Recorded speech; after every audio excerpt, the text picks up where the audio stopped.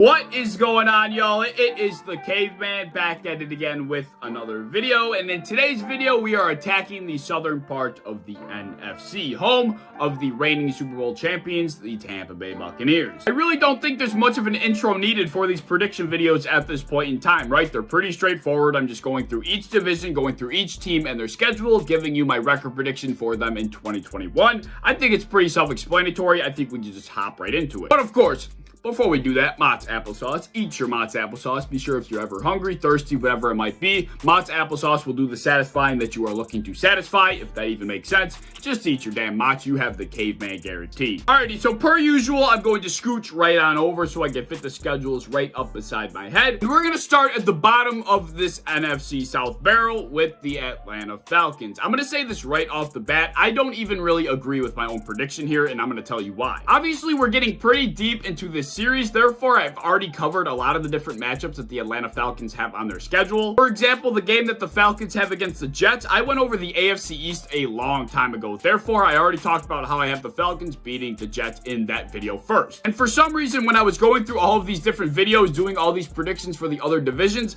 I just had the Falcons losing like all of the damn time. I don't even know why I did that. It was just like subconsciously, I just for some reason did it. I know they're going to be bad, but I think I truly would give them a couple more wins here and there. I don't know why I did it the way I did, but nevertheless, I still think they're going to suck. I still think they're going to finish at the bottom of the division. I think I probably would have given them just like maybe 1 or 2 more wins. It really doesn't matter at the end of the day. I just wanted to put that out there. Just don't know what the hell the Falcons are doing over there, all right? I've talked about it on the channel before. I just truly don't understand what they're doing. They have Matt Ryan, right? And they traded away Julio Jones, so they're kind of like trying to rebuild, but they're not rebuilding because they didn't draft a quarterback to kind of develop under Matt Ryan or to simply play for Matt Ryan this season. They kind of are just in this weird like middle ground of like trying to rebuild but trying to make a playoff. But I don't know what the hell they're doing. I don't think they do either. Not to mention their defense is absolutely pitiful, so I just don't know what they're trying to accomplish this season. Like, who are they trying to develop? Kyle Pitts? I mean, like, they probably should have drafted a quarterback at 4. I would have drafted a quarterback if I'm being honest here. What in God's name is this franchise doing? Are they rebuilding? Are they making a playoff push? They're kind of stuck in the middle. They're going to suck no matter what because they have a really bad defense. They traded away Julio Jones. I mean, this team is just in shambles. I don't expect them to be any sort of good this season. Even if I would give them 1 or 2 more wins, they're still going to finish at the bottom of this division. The Falcons need to figure their shit out because they're just kind of in la-la land right now. Kyle Pitts will be fun to watch, but he can't do much saving for the Falcons. 3-14 is my prediction for him. Alrighty, coming in second last of the NFC South, we got the Carolina Panthers. Now, I do think this team is trending in the right direction. They brought in Sam Darnold from the Jets. Christian McCaffrey will be back and healthy. They got Jeremy Chin in the back end. They also drafted J.C. Horn.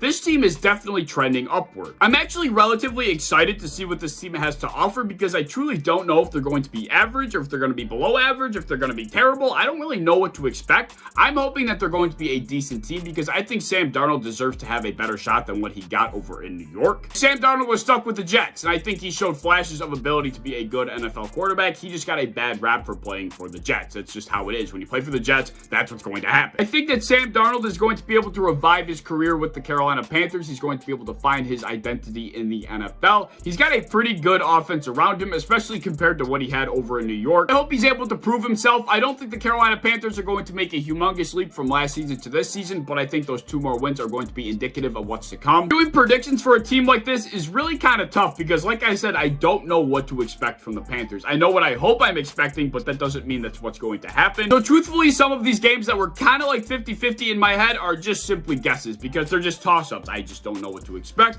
I gave the Panthers some of those wins. I gave them some of those losses. And this was the final result. I got the Panthers finishing 7-10, third of the NFC South. Like I said, not fantastic, but they're definitely trending upwards for the near future. As we begin to inch our way toward the top of the division, I do predict that the New Orleans Saints will be dethroned from champions of the NFC South. But that does not mean they're going to be bad by any means. Even without Drew Brees, I think this team is actually going to be pretty damn good. Because if I'm being honest, with no disrespect toward Drew Brees whatsoever, he was kind of hampering them down last season. Let's be honest here. The dude could not throw the ball downfield. He was dealing with numerous injuries like broken ribs and a collapsed lung. Drew Brees just was not the Drew Brees that we all knew and loved. He was trying his best, but he just couldn't do it like he used to. Not to mention, they also lost their all-pro receiver Michael Thomas for like 3/4 of the season. So they were really hampered with injuries Buccaneers last year, and they still finished 12-4. So this team is still pretty damn good. Don't get it twisted. What makes me think that they're going to finish any worse than they did last year? Like, I think they're still going to be a 12-win team this season. Only thing that I can envision holding this team back to any capacity is Sean Payton and the way he's going to handle the quarterback situation. Even if I don't agree with who he names the starter, I think it should be Jameis Winston, but nevertheless, whoever he names the starter must be the consistent starter. For some reason, I can just see Sean Payton doing like what Doug Peterson did with Jalen Hurts and Carson Wentz, where he's just kind of,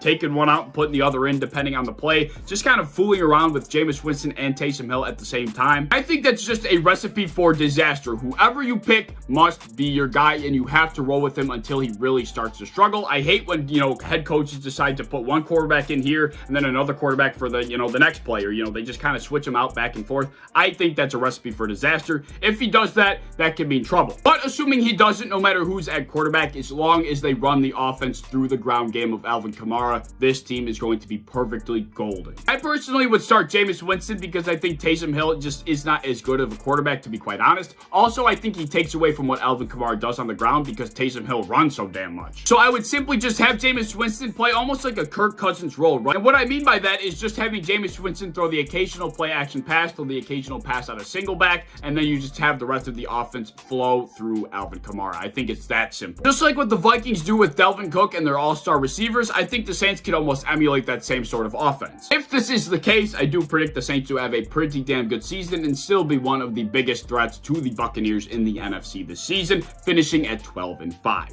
Alrighty, finally, last and most certainly not least, we got the Tampa Bay Buccaneers coming in first of the NFC South. Only freaking reason that the Buccaneers didn't win the division last year is because Tom Brady spent a majority of the regular season just kind of getting acclimated to the Tampa Bay roster, just getting on the same page as the rest of the offense. Now that he has a championship with them under his belt, he's got a full non-COVID offseason as well. I just don't know what's going to stop this damn team. Like, if they couldn't stop him last season, who the hell is stopping him this season? I do have them losing their first game to Dallas, and I'm just going to write that off as a Super Bowl hangover. They're going to lose that game, trying to get right once again. It's not going to mean very much, but they will start 0-1 in my eyes. Their second loss is going to come to the team that I believe has the best chance to knock off this Buccaneers roster in the NFC, and that is the Los Angeles Rams. I think Matt Stafford is going to be fantastic in that system. He's going to have an MVP caliber year. Assuming that defense is as dominant as it's been over the last couple of years, I think they're going to get down the throat of Tom Brady. I think that offense is going to put up points, giving the Buccaneers their second loss of the season.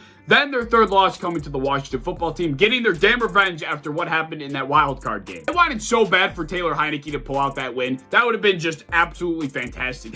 Could you imagine if Taylor Heineke beat Tom Brady in that Buccaneers roster? Could you imagine? And throughout this entire series, I've been viewing the Washington football team as that one team that is going to throw the monkey wrench into a lot of these top team seasons. And I don't think Tampa Bay is going to be an exception to that. I think the Washington football team defensive line is going to cause ruckus for Tom Brady. I think Ryan Fitzpatrick is for some reason going to have a very good day, and that is going to be the Buccaneers' third and final loss of the season. But these three losses are only going to be mere dents in the armor of the super squad that is the Tampa Bay Buccaneers. I really could see them going back-to-back. That's how good they are. They really haven't lost anybody. They didn't lose a step. I mean, what is making me think that they couldn't go back-to-back? Like, let's be honest. Who is going to stop them? If it's not the Rams, I don't know if it's going to be anybody, honestly. For your NFC South champions, the Tampa Bay Buccaneers, going 14-3 at the top of the division. There we go. Here are my final predictions for the standings for the NFC South in 2021. Your Tampa Bay Buccaneers taking it home. The New Orleans Saints getting dethroned, but not really losing a step. The Carolina Panthers trending in the right direction. And the Atlanta Falcons, well, they're just kind of off in La La Land. I don't know how else to put it. They're just kind of lost right now. Let me know any thoughts you have down in the comment section below. If you enjoyed the video, as always, please like, subscribe, do all the fun stuff. If you want to hit the bell to be notified when I upload, I would appreciate that. If you want to go to Twitter, follow me over there. I would appreciate that as well. I'm a part of the Built-in Buffalo content creation team. If you enjoy Buffalo Bills content, be sure to follow and subscribe to them on any social medias that you might have. And I hope to see you in the next one. Peace.